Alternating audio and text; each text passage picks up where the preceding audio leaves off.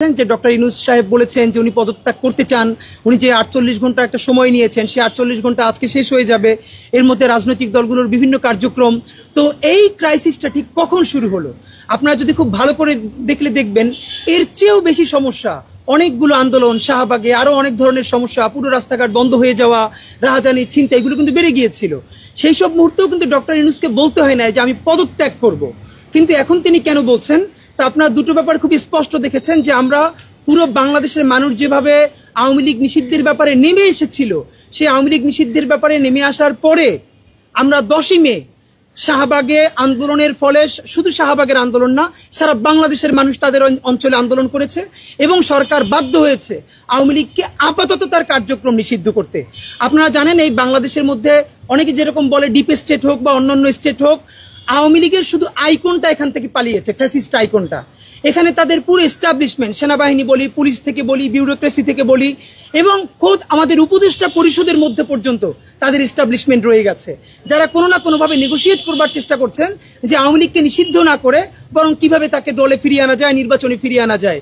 এর প্রমাণ হিসেবে আমরা উপদেষ্টাদের মধ্যে বক্তব্য দেখেছি কখনো গুড আওয়ামী লীগ, ব্যাড আওয়ামী লীগ, এই কথা নিয়ে তারা বলতেন। তারা নির্বাচন, ইভেন ডক্টর ইউনূসও কোনোভাবে বলেছেন যে নির্বাচনে তারা আসবে কিনা এটা জনগণ সিদ্ধান্ত নেবেন। তো আমরা জনগণ যখন রায় দিয়েছে, সরকার বাধ্য হয়েছে এই আওয়ামী লীগকে নিষিদ্ধ করতে। আপনারা খুবই খেয়াল করেন সেদিন সরকার দুটো কথা বলেছে, আওয়ামী লীগের কার্যক্রম নিষিদ্ধ করা হয়েছে, একই সাথে আমরা জুলাই ঘোষণাপত্র দাবি করেছিলাম যে এই ঘোষণাপত্র দিতে নিয়েও আবার রাজনৈতিক বিভেদের কারণে দেওয়া যায় নাই, এবং সরকার 30 কার্যদিবস চেয়েছিল। তিনি বলেছে 30 কার্যদিবসের মধ্যে সরকার রাজনৈতিক সকল স্টেক হোল্ডারদের সাথে কথা বলে জুলাই ঘোষণাপত্র জারি করবেন। আপনাদেরকে স্পষ্ট বলে রাখি, যতক্ষণ না পর্যন্ত জুলাই ঘোষণাপত্র জারি হয় ততক্ষণ পর্যন্ত আওয়ামী লীগ যে নিষিদ্ধ হয়েছে এটার কোনো কার্যকারিতা নাই। এর কারণ এই সরকার একটা সাময়িক নিষেধাজ্ঞা দিয়েছেন এবং সেটা নির্বাহী আদেশেই দিয়েছেন। এটা চূড়ান্ত হবে ট্রাইব্যুনালের আদালতের রায়ের মাধ্যমে এবং দীর্ঘ বিচারিক প্রক্রিয়ার মধ্যে।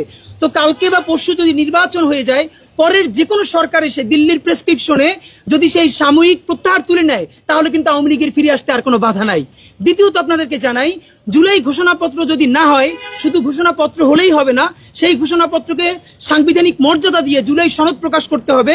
সেটা না হলে ঠিক সিপাহী বিপ্লবে, এই বিপ্লবে অংশগ্রহণ করার অপরাধে আমাদের হাজারো লক্ষ, আমাদের বাবা, আমাদের ভাই, আমাদের পূর্বপুরুষ জগন্নাথ বিশ্ববিদ্যালয়ের সামনে বাহাদুর শাহ পার্কে তাদেরকে গাছের সাথে ঝুলিয়ে শুধু ফাঁসি দেওয়া হয় নাই, দিনের পরে দিন তাদের লাশটা ঝুলিয়ে রাখা হয়েছিল যাতে ব্রিটিশদের বিরুদ্ধে আর কেউ কোনোদিন আন্দোলন করার সাহস না দেখায়। আপনাদেরকে স্পষ্ট জানিয়ে রাখি, যদি জুলাই ঘোষণাপত্র না আসে, যদি জুলাই সনদ তৈরি না হয়, তাহলে যত শহীদ পরিবার আছে, যত আহত যোদ্ধা আছে, যাদের ভিডিও আছে, ছবি আছে, যারা জুলাইয়ের পক্ষে অবস্থান নিচ্ছে, আজ হোক 20 বছর পরে হোক, দিল্লি এবং এই আওয়ামী লীগ মিলে তাদের উপর আরেকটা কচুকাটা করবেই করবে, এবং এর মধ্যে কোনো পার্থক্য নাই। এটা জানতে হলে আমাদেরকে মাত্র 100-150 বছর আগে যে সিপিআই বিপ্লব হয়েছে, আমরা সেটা থেকে শিক্ষা নিতে পারি। আমি আপনাদেরকে যেটা স্পষ্ট আমরা বলতে চাই, এই জুলাই ঘোষণাপত্র যদি তৈরি হয়ে যায়, তার মধ্যে রাজনৈতিক স্পষ্ট সমঝোতা থাকবে, আর কোনোদিন বাংলাদেশে আওয়ামী লীগকে তার নামে ফিরতে দেওয়া হবে না। এখানে দিল্লির প্রেসক্রিপশনে আর কোনোদিন রাজনীতি করতে দেওয়া হবে না। বাংলাদেশের কোনো রাজনৈতিক দল নিজের ক্ষমতাকে কুক্ষিগত করবার জন্য স্বাধীনতা, সার্বভৌমত্ব অন্য কোনো দলের কাছে, অন্য কোনো দেশের কাছে বিকিয়ে দিতে পারবে না। এবং সেই জুলাই ঘোষণাপত্র সাংবিধানিক মর্যাদা পেলেই তখন এই আওয়ামী লীগের নিষেধাজ্ঞা চূড়ান্তভাবে কার্যকর হবে। দ্বিতীয় আর একটা টেকনিক্যাল ব্যাপার হলো, জুলাই ঘোষণাপত্র যদি এই সরকার না করে সে নির্বাচন দিয়ে দেয়, তাহলে পরে যেটা হবে, আইসিটি যার কাছে এখন আওয়ামী লীগের বিচার শুরু হবে, বাংলাদেশের এমন কোনো বিচারক নাই যে সরকারি যদি তাকে জুলাই ঘোষণাপত্রের নিশ্চয়তা না দেয়, সে আওয়ামী লীগকে নিষিদ্ধ করার চূড়ান্ত রায় দিবে। বাংলাদেশে এমন কোনো বিচারপতি নাই। সুতরাং তখন দেখা যাবে আদালতে গিয়েও আওয়ামী লীগ কিন্তু জিতে যাবে এবং তাকে নিষিদ্ধ করা যাবে না। আমরা আপনাদেরকে স্পষ্ট মনে করিয়ে দিতে চাই, এই সরকারের মধ্যে যারা আওয়ামী এস্টাবলিশমেন্ট ছিল, দিল্লির সেবাদার ছিল, তাদের প্রথম নৈতিক পরাজয়টা হয়ে গেছে আওয়ামী লীগকে নিষিদ্ধ করার মধ্য দিয়ে। এখন তাদের আর একটা মাত্র কাজ, তাদের সর্বশেষ কাজ বাকি। এটা যদি করতে পারে তাহলে তারা মোটামুটি টিকে থাকবে, আর নয়তো তাদের পুরো মেরুদণ্ড ভেঙে যাবে। সেটা হলো জুলাই ঘোষণাপত্রকে ব্যাহত করা। যদি তারা জুলাই ঘোষণাপত্রকে আটকে দিতে পারে, তাহলে তারা যে কোনোভাবে কামব্যাক করতে পারবে। আজকে থেকে আপনাদেরকে জানাই, 30 কার্যদিবস, এর মানে আগামী 25শে জুন এই 30 কার্যদিবস শেষ হয়ে যাওয়ার কথা, যার মধ্যে জুলাই ঘোষণাপত্র হবে। এবং ইতিমধ্যে 10 দিন শেষ হয়ে গেছে, আর 20টা কার্যদিবস আছে। এর মধ্যে সরকার তার কোনো রেগুলার অ্যাক্টিভিটিস শুরু করতে পারে নাই। তাদেরকে করতে দেওয়া হয় নাই বিভিন্ন আন্দোলন বা বিভিন্ন কথা বলে। আপনাদেরকে স্পষ্ট বলতে চাই মূল সমস্যাটা কোথায় হয়েছে। একদম এটা আমি বললেও আপনারা বুঝবেন, আপনারা না বললেও বুঝবেন।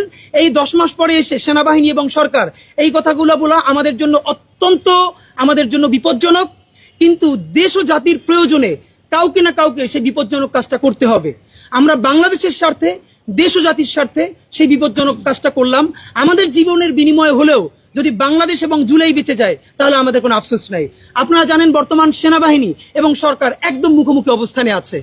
সামনে যে জিনিসটা আনা হয়েছে করিডোর ইস্যুটা, আমরা স্পষ্ট বুঝতে পারি করিডোর এটা একটা ইস্যু। নিশ্চয়ই 100 বার বলেছি, কোনো রাজনৈতিক সমঝোতা ছাড়া সেনাবাহিনীকে ইনভলভ করা ছাড়া এই সরকারের কোনো এখতিয়ারই নাই করিডোর নিয়ে কথা বলবার, এবং সরকার সেটা থেকে অলমোস্ট আমরা জানি সরেও এসেছে।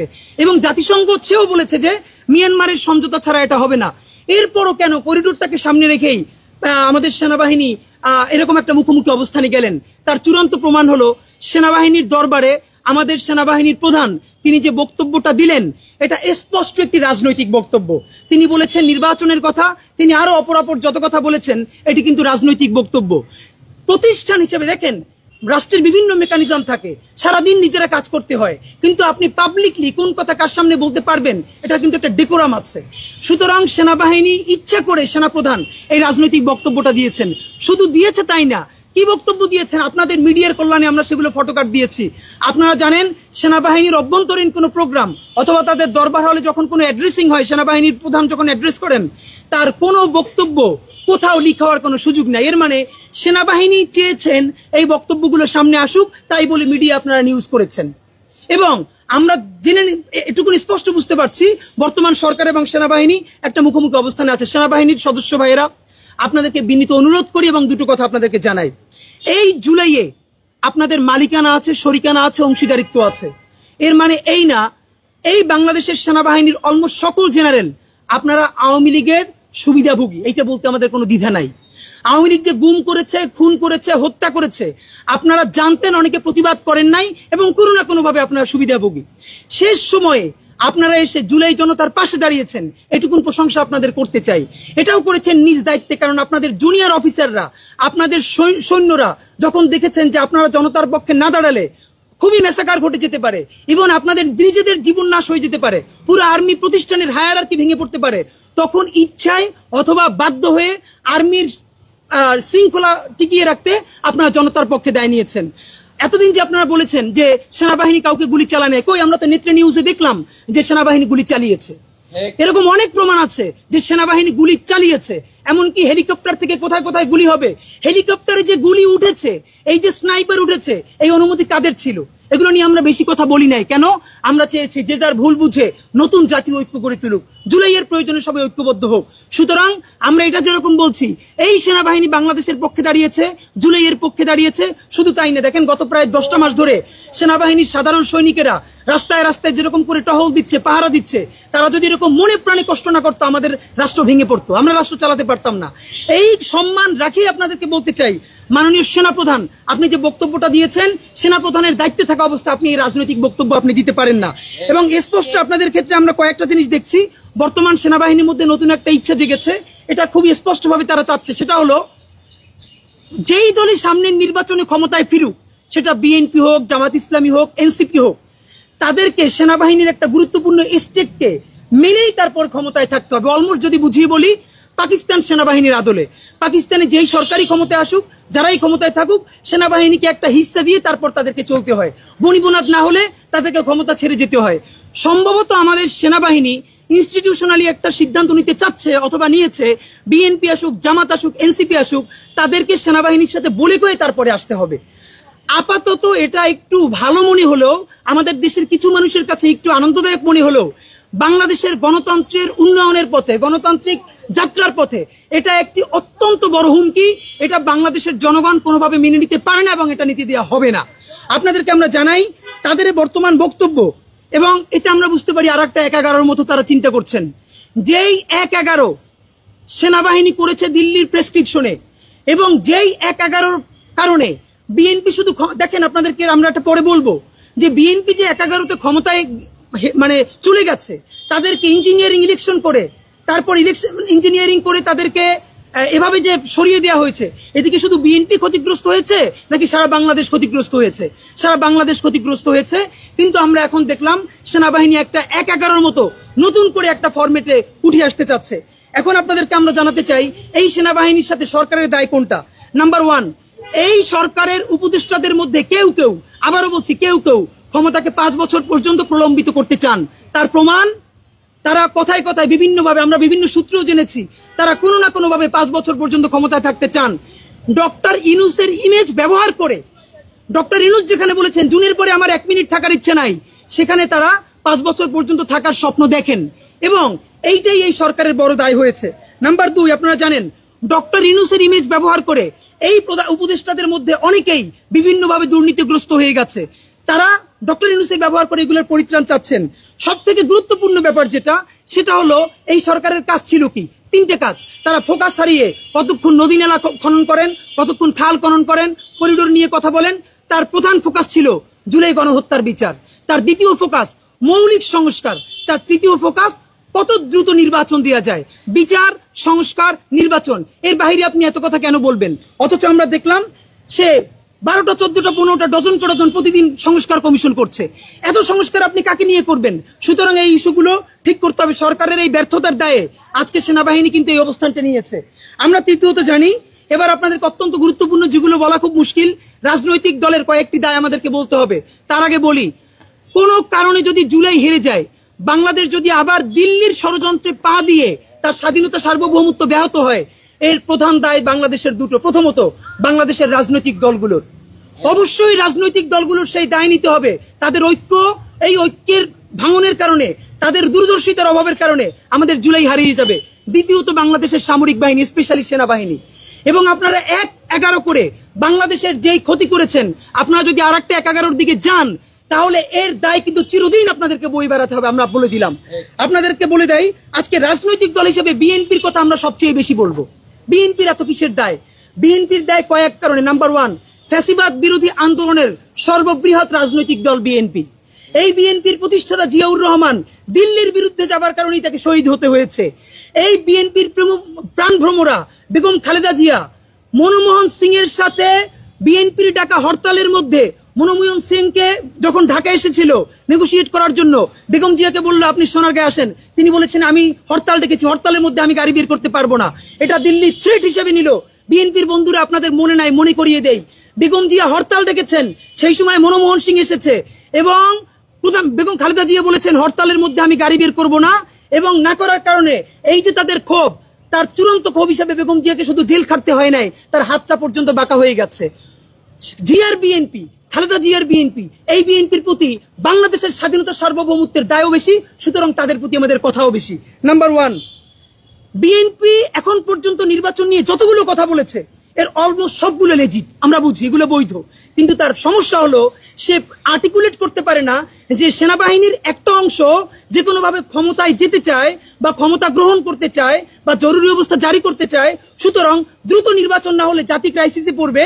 এই কথা সে বললে সেনাবাহিনী তার সাথে থাকবে না, এই জন্য সে এটা বলতে পারে না। নাম্বার 2, উপদেষ্টাদের মধ্যে কেউ কেউ ক্ষমতা প্রলম্বিত করতে চায়, এটাও যদি সে বলে ফেলে মাঝে মধ্যে চাপে পড়ে, এটাও সে বলতে পারে না, এই জন্য সে শুধুই নির্বাচন করে। তো নির্বাচন করাটা তো সমস্যা না। বিএনপির প্রতি আমাদের প্রথম আক্ষেপ হলো, আপনারা কেন জুলাইয়ের রাজনীতিটা করলেন না বলেন? আপনাদেরই তো উচিত ছিল জুলাইয়ের রাজনীতি করা। এনসিপিকে আমরা পরে ধরবো। আপনারা যতবার নির্বাচনের কথা বলেছেন আমরা প্রত্যাশা করেছি আপনারা প্রতিবার আগে বলবেন বিচার করতে হবে, সংস্কার করতে হবে, নির্বাচন দিতে হবে। দেখেন আজকে আমরা যারা বিএনপি করি না কিন্তু শহীদ জিয়াকে ভালোবাসি, তারাও তো বিএনপির পক্ষে দাঁড়াতে পারছি নাকি? তারা সংস্কার এবং বিচারের কথা না বলে শুধুই নির্বাচনের কথা বলছে, আমরা তার পক্ষে কিভাবে দাঁড়াবো? সুতরাং বিএনপির উচিত ছিল এই জুলাইয়ের সমস্ত আন্দোলনের স্টেক নেওয়া।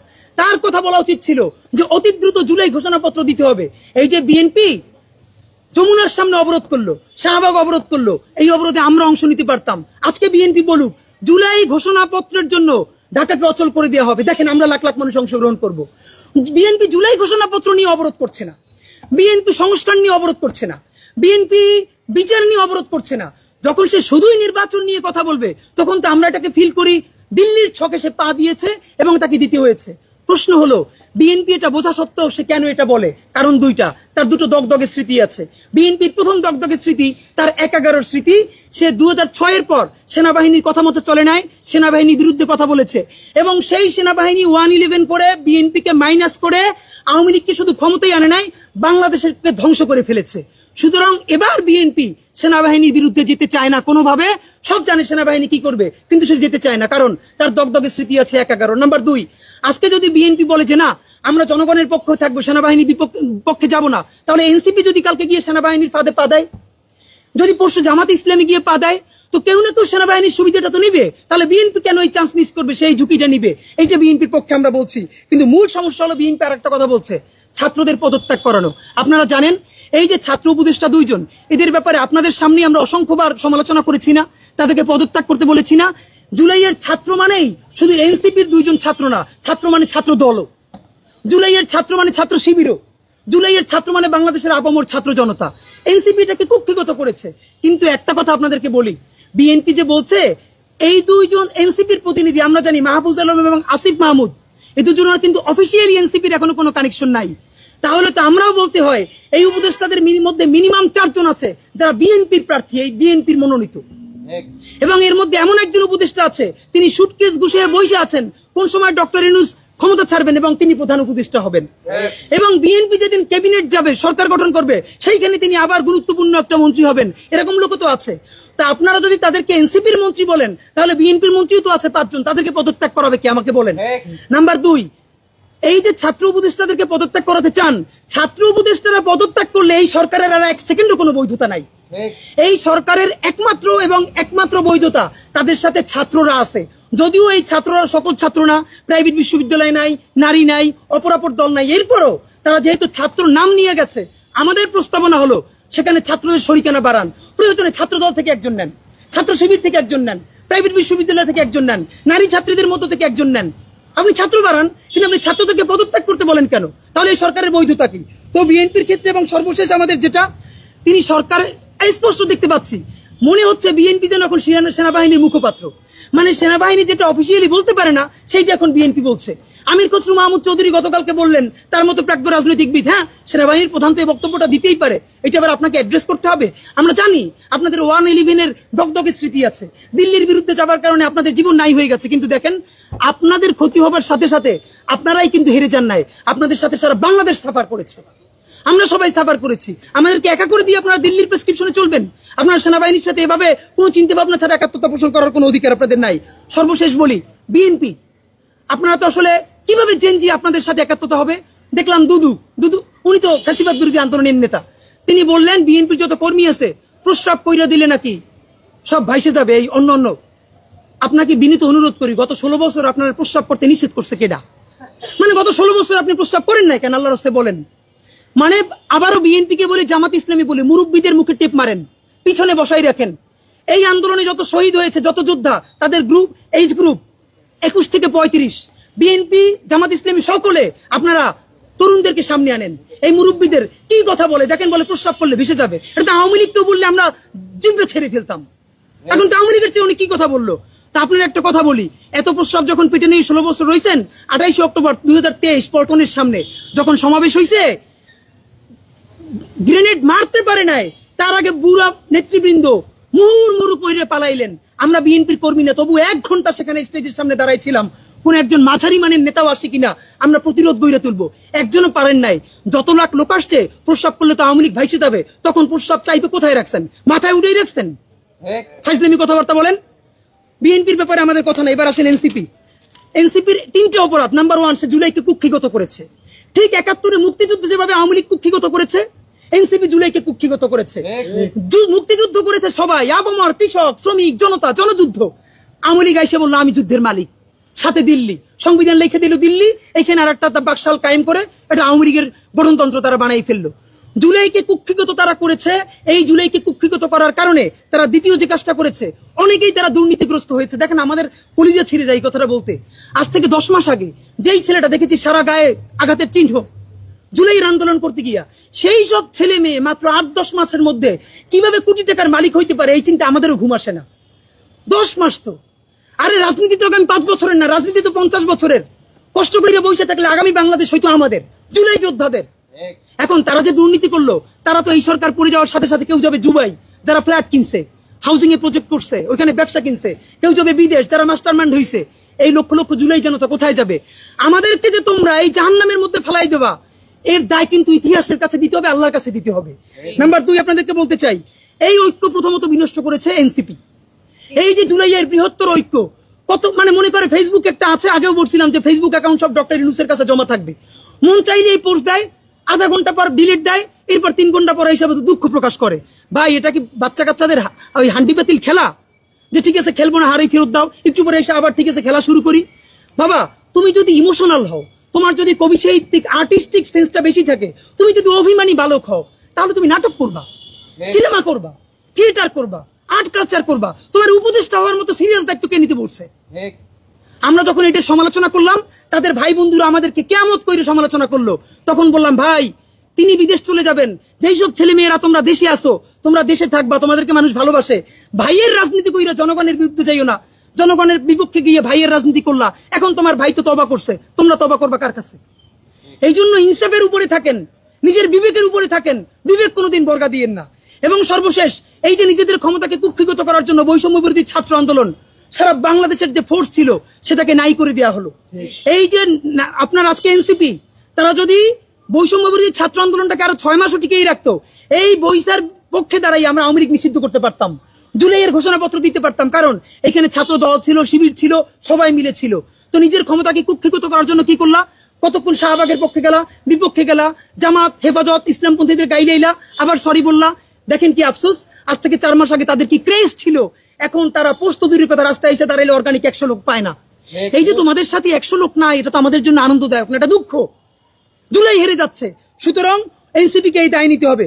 সর্বশেষ আমাদের প্রস্তাবনা বলি, এতক্ষণ সবাইকে বকাঝকা করলাম, সবাইকে বললাম কার কি দায় হয়েছে, কিন্তু জুলাইকে হেরে যেতে দিয়ে যাবে না। আপনাদেরকে একটা কথা বলি, এইবার যদি জুলাই হেরে যায়, আগামী 100 বছর এই দায় বাংলাদেশের জনপদকে বই বেড়াতে হবে। অগণিত মানুষ গুম হবে, খুন হবে, দুনিয়ায় নিউজ করার মতো কেউ থাকবে না। যেই সাংবাদিক বন্ধুরা এই নিউজটা পর্যন্ত করবে, সে মরে গেলে তাকে নিউজ করারও কেউ বাংলাদেশে ঠিকই থাকবে না। সুতরাং প্রশ্ন হলো, বাংলাদেশ বেঁচে থাকবে কি থাকবে না? জুলাই বেঁচে থাকলে বাংলাদেশ থাকবে, জুলাই না থাকলে বাংলাদেশ থাকবে না। এই পক্ষে দাঁড়াইতে গিয়ে যদি এনসিপি তো গণকেস, এনসিপি নিয়ে আর কথা বলে কোনো লাভ নেই। যদি আমাদেরকে বিএনপির বিরুদ্ধে দাঁড়াইতে হয়, জামাতের বিরুদ্ধে দাঁড়াইতে হয়, আমরা সমস্ত জুলাই জনতা নিয়ে আবার মাঠে নামবো। কিন্তু সাবধান, দিল্লিকে নতুন করে আমরা ফিরে আসতে দিব না। আপনাদেরকে জানাই আমাদের সুনির্দিষ্ট প্রস্তাবনা, এই সরকারকে মাত্র 3টে ম্যান্ডেট নিয়ে আগামী কয়েকদিন টিকে থাকতে হবে।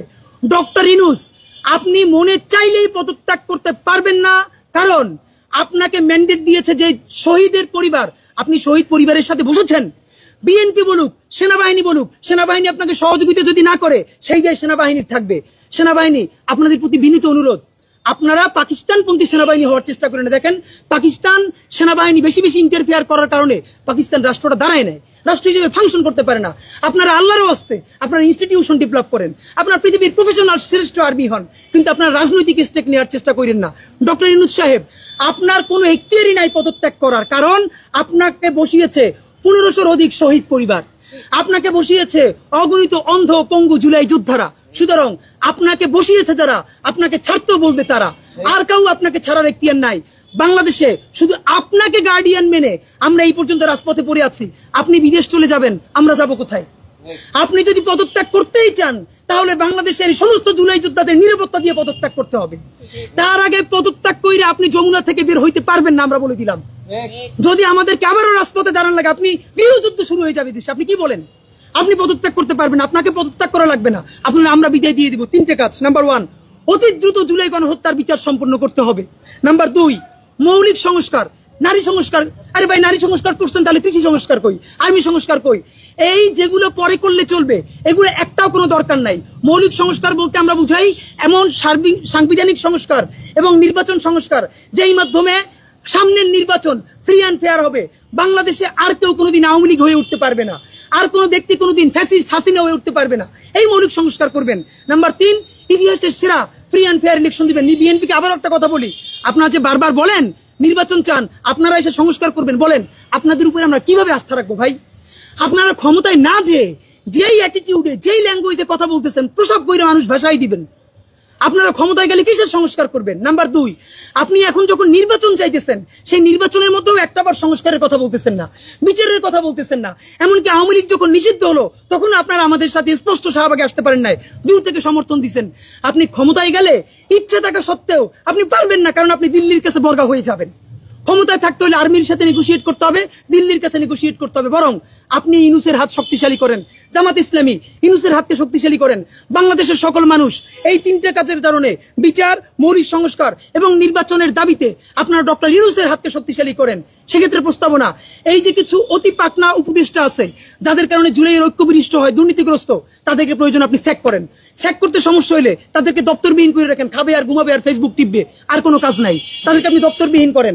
যেই কয়জন উপদেষ্টা আছে প্রত্যেক উপদেষ্টার সামনে, প্রত্যেকটা মন্ত্রী পরিষদের সামনে ড্যাশবোর্ড লাগান, কোন উপদেষ্টার কি কি পারফরমেন্স। একজন লোকের কোনো নাম নাই, উনি তো সুপার পারফরমেন্স করতেছে, আমাদের রেল উপদেষ্টা যিনি। এবারে বিদ্যুৎ নিয়ে, জ্বালানি নিয়ে আমাদের সকল ঋণ প্রায় পরিশোধ হয়ে গেছে। তোমাদের আমরা দেখতে চাই প্রত্যেক উপদেষ্টার একটা করে ড্যাশবোর্ড থাকবে, কে বেশি ফেসবুক চালায়, কে বেশি কথা বলে, আর না কে বেশি কাজ করে, এটা জনগণ দেখতে চায়। আপনি ড্যাশবোর্ড তৈরি করেন। এবার আমাদের সুনির্দিষ্ট প্রস্তাবনা, আগামী এই 3 দাবিতে অতি দ্রুত বিচার, মৌলিক সংস্কার এবং নির্বাচনের দাবিতে আমরা আপনাদের মাধ্যমে আবারও জাতীয় সরকার দাবি করছি। এই জাতীয় সরকার BNP, Jamaat Islami, AB party, ইসলামী আন্দোলন, অধিকার পরিষদ থেকে শুরু করে এনসিপি, অবশ্যই ফ্যাসিবাদ বিরোধী সকল শক্তিকে, রাজনৈতিক শক্তিকে নিয়ে আপনি জাতীয় সরকার করেন। এই সরকারের মেয়াদ কতদিন হবে? ডক্টর ইউনূস বলেছেন সর্বোচ্চ জুন মাস পর্যন্ত। ইলেকশন তো এর আগে আমরাও প্রত্যাশা করি, তাহলে সেটাও 10 মাস। আপনারা যদি পারেন নিজেরা বসে আরো আগে করেন, কিন্তু আগামী 10 মাস হোক, সর্বোচ্চ আগামী জুন মাস হোক। এই একটা বছর এখনো জাতীয় সরকার করার মেয়াদ ফুরিয়ে যায় নাই। এই ক্ষেত্রে যদি বিএনপি অসহযোগিতা করে তাহলে বিএনপিকে জাতির কাছে জবাবদিহিতা দিতে হবে। জামাত যদি অসহযোগিতা করে জামাতকে দিতে হবে। বরং এইটা আমরা বিএনপিকে অনুরোধ করবো, আজকে বিকেলে বিএনপি এবং জামাতের সামনে প্রধান উপদেষ্টা বসবেন। যেহেতু আগে বারবার বলা হয়েছে জাতীয় সরকার বিএনপি করতে চায় নাই, তো আজকে বিএনপিকে বললাম, প্লিজ আজকে আপনারা ডক্টর ইউনূসকে বলেন, ঠিক আছে আগামী 1 বছরের জন্য আপনি জাতীয় সরকারের ঘোষণা দেন, বিএনপি তাদের লোক দিবে, জামাত ইসলামী তাদের লোক দিবে। আগামী 1 বছর আমরা তাদের মাধ্যমে এই 3টে কাজ করতে চাই, বিচার, মৌলিক সংস্কার এবং নির্বাচন। যদি জাতীয় সরকার কোনোভাবে সম্ভবই না হয়, তাহলে দ্বিতীয় প্রস্তাবনা হলো আপনি জাতীয় ঐক্য কাউন্সিল করেন। এই জাতীয় ঐক্য কাউন্সিলের প্রধান থাকবেন ডক্টর ইউনূস, আর এখানে সদস্য থাকবেন প্রত্যেক রাজনৈতিক দল থেকে একজন। এটার সাংবিধানিক মর্যাদা হবে ক্যাবিনেট, আমাদের যে মন্ত্রী পরিষদ বা উপদেষ্টা পরিষদ সেটার সমান। তারা মন্ত্রী হবেন না, তারা উপদেষ্টা হবেন না, কিন্তু এই উপদেষ্টা পরিষদের ওয়াচডগ হিসেবে কাজ করবেন। তারা প্রত্যেকটা ব্যাপারে কথা বলতে পারবেন। আইদার জাতীয় সরকার করেন অথবা আপনারা দ্রুত জাতীয় ঐক্য কাউন্সিল করেন। এই দুইটা যদি করতে না পারেন, আবার বলি, সামনে যদি ডক্টর ইউনূস কোনো সমাধান না করে, অ্যাটলিস্ট বিচার না করে, মৌলিক সংস্কার না করে সে চলে যায় অথবা নির্বাচনের দিকে চায়, অবিসম্ভাবীভাবে দেশে গৃহযুদ্ধ কিন্তু লাগবে। সেই গৃহযুদ্ধে আমরা সবাই কিন্তু খুব করুণ অবস্থা হবে, দেশের স্বাধীনতা সার্বভৌমত্ব হুমকির মুখে পড়বে। তার প্রধান দায়, আবারও বলছি, এই রাজনৈতিক দলগুলোর নিতে হবে এবং বাংলাদেশ সেনাবাহিনীর নিতে হবে। আপনারা জানেন আগামীকালকে শাহবাগে জুলাই ঐক্য যে সমাবেশ ডেকেছে, সেই জুলাই ঐক্যের আমরাও গুরুত্বপূর্ণ পার্ট, ইনকিলাব মঞ্চ, আমরাও সেই সমাবেশে অংশগ্রহণ করব। সারা দেশের মানুষকে জুলাই ঐক্যের আগামীকালকে শাহবাগে সমাবেশে আসতে অনুরোধ করতেছি। আমরা পরশু থেকে 1 সপ্তাহ ব্যাপী জুলাই ঘোষণাপত্র তৈরির জন্য আবার ইনকিলাব মঞ্চ নতুন করে সপ্তাহব্যাপী জনসংযোগ শুরু করবে। আগামী সোমবার থেকে আমরা সপ্তাহব্যাপী জনসংযোগ করব, ঠিক আওয়ামী লীগ নিষিদ্ধের ব্যাপারে যেরকম করেছি, এখন সপ্তাহব্যাপী হাজার হাজার লিফলেট নিয়ে আপামর জনসাধারণের কাছে যাব জুলাই ঘোষণাপত্র।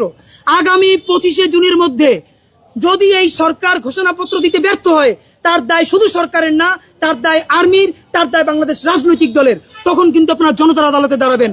আমরা আশা করছি 25শে জুনের মধ্যে জাতীয় সরকার হোক, জাতীয় ঐক্য কাউন্সিল হোক, স্থিতিশীল অবস্থা ফিরিয়ে এনে সেনাবাহিনী এই সরকারকে সহযোগিতা করে জুলাই ঘোষণাপত্র তৈরি করা হবে। সে পর্যন্ত আপনারা সবাই সাথে থাকবেন। বাংলাদেশ জিন্দাবাদ, ইনকিলাব জিন্দাবাদ। কারো কোনো প্রশ্ন থাকলে বলেন।